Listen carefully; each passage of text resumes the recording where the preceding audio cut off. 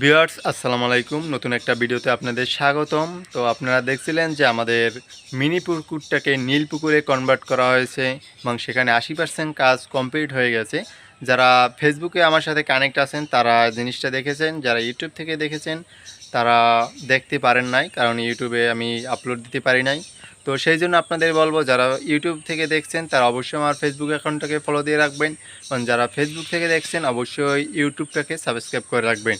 কারণ অনেক জিনিস আছে যেগুলো ফেসবুকে দেওয়া যায়, ইউটিউবে দেওয়া যায় না। তো সেই জন্য উভয় জায়গায় আপনারা সংযুক্ত থাকবেন।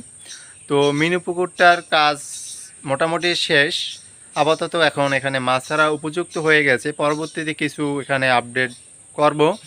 তো আপনাদের দেখায় যে এখানে কি হয়েছে, আমি কি করেছি। তো দেখতে পাচ্ছেন নীল পুকুরটা সম্পূর্ণ পরিষ্কার করা আছে এবং উপরে কিছু লতা পাতা দিয়ে দিয়েছে, এটা ন্যাচারালি একটা ভাব সৃষ্টি করবে সেই জন্য। তো এখানে ফুলের গাছ পাই নাই, অনেক ফুলের গাছ আছে যেহেতু লতা টাইপের, যেগুলো নিচে ফুল ফুটে থাকবে। তো এই টাইপের কিছু ফুলের গাছ সংগ্রহ করার চেষ্টায় আছি। তো সেটা পেলে এটা সরিয়ে ফেলবো। এটা একটা জংলি গাছ, আপাতত ন্যাচারালি একটা ভাব সৃষ্টি করার জন্য এটা দিয়েছি। এবং আপনাদের এখানে কি কি কাজ করেছে একটু দেখাই, কারণ অনেকে আছে আমার ভিডিওটা দেখে তারা নিজেরা তৈরি করার চেষ্টা করবেন। যারা একটু শৌখিন আছেন তাদের কাছে এটা ভালো লাগবে আশা করি। তো এখানে আমি প্রথমে সিমেন্ট দিয়ে ভালোভাবে এটাকে আটকে দিয়েছি এবং নিচ দিয়ে পানি যাওয়ার জন্য একটা এখানে ছিদ্র রেখেছি। যেহেতু এখানে পানি পরিষ্কার করা একটা ব্যাপার আছে, আমি এত বড় ট্যাঙ্ক অল্প অল্প করে পানি পরিষ্কার করা যাবে না, সেই জন্য নিচে একটা ছিদ্র রেখেছি। যেটা এটা এই সাইডে আবার একটা বোতল দিয়ে দিয়েছি, আপনাদের একটু দেখাই। তো এই হচ্ছে বোতল। জাস্ট এখান থেকে যদি আপনি বোতলের মুখটা খুলে দেন তাহলে এখান থেকে পানি আউট হয়ে যাবে।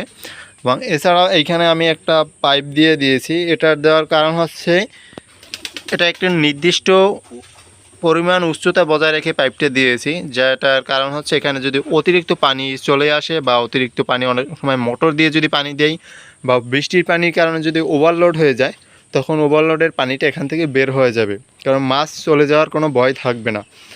তো এখানে ছাড়ার জন্য আমি কিছু মাছ সংগ্রহ করেছি। আপনাদের কথা অনুযায়ী আমি গাপ্পি মাছটাই চয়েস করেছি। তো গাপ্পি মাছের অনেক প্রজাতি আছে, তার মধ্যে একটা সংগ্রহ করেছি, আপনাদের দেখাবো। তার আগে এখানে আমি পানি দিচ্ছি, যেহেতু আমার ভিডিও করার জন্য তেমন কেউ নাই, যেহেতু আমি পানি দিয়ে আবার আপনাদের দেখাচ্ছি। ততক্ষণে যারা ভিডিওটা এখনও লাইক দেন নাই অবশ্যই ভিডিওটা একটা লাইক দিয়ে দেবেন। আর চ্যানেলে নতুন হয়ে থাকলে চ্যানেলটা সাবস্ক্রাইব করে রাখবেন। কেউ ফেসবুক থেকে দেখে থাকলে অ্যাকাউন্টটা ফলো দিয়ে রাখবেন। আর লাইক দিতে ভুলবেন না, কারণ আপনার একটা লাইকে আমার পরবর্তী ভিডিও তৈরি করার অনুপ্রেরণা যোগায়। তো আশা করি লাইক দিয়ে পাশে থাকবেন। তো আমি পানি দিয়ে আপনাদের দেখাচ্ছি।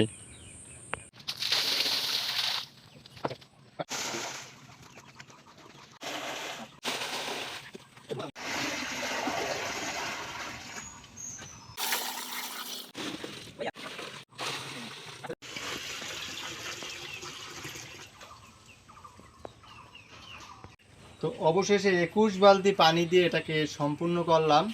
তো এখন মাছ ছাড়ার পালা। তো আপনাদের মাছগুলো একটু দেখাই।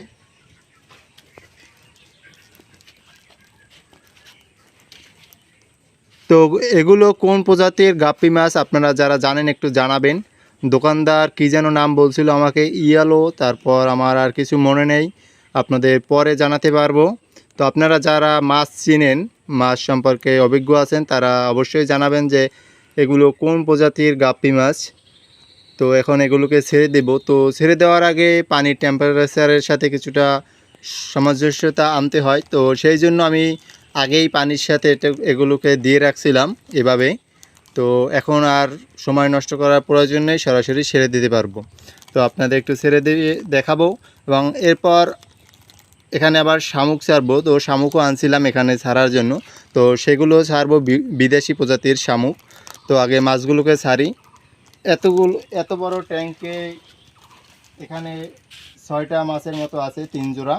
তো এত বড় ট্যাঙ্কে 3 জোড়া মাছ কতটুকু বোঝা যায় একটু দেখি। তো এখানে এখন ছেড়ে দিচ্ছি। তো সবাই দোয়া করবেন মাছগুলোর জন্য। এটা আমার প্রথম লে। তো মাছগুলো সব এক জায়গায় চলে গেছে, সেই জন্য দেখা যাচ্ছে না, আর একটু রোদও পড়ছে। তো আপনাদের একটু দেখানোর চেষ্টা করি।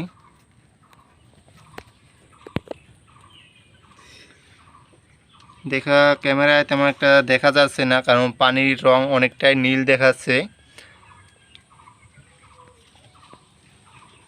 তো সময় নষ্ট না করে এখন আমরা শামুকগুলোকে ছেড়ে দেই, আপনাদের শামুকগুলো একটু দেখাই। তো এই হচ্ছে সেই শামুক, হলুদ বর্ণের শামুক। তো এটা কারা কারা ফার্স্ট দেখছেন অবশ্যই কমেন্ট বক্সে জানাবেন। যারা মাছ পালেন আগে থেকেই তারা অবশ্যই এটা জানেন, আর যারা নতুন আছেন আমার অ্যাকাউন্টে বা ইউটিউব চ্যানেলে তাদের কাছে এটা নতুন হবে। তো ছেড়ে দিচ্ছি।